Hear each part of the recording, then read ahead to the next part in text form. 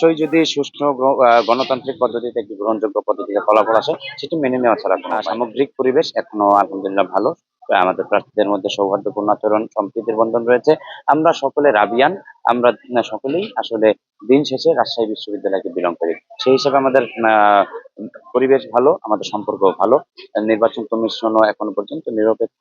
তবে আশা করছি না যে তারা কোনো ষড়যন্ত্র করতে পারবেন বা আমাদের নির্বাচন কমিশন কোনো ষড়যন্ত্রের অংশ হবেন, এটা আমরা আশা করছি না।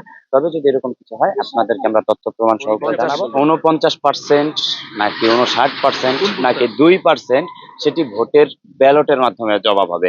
একটি জরিপের মাধ্যমে কখনো নির্বাচনের ফলাফল নির্ধারিত হয় না।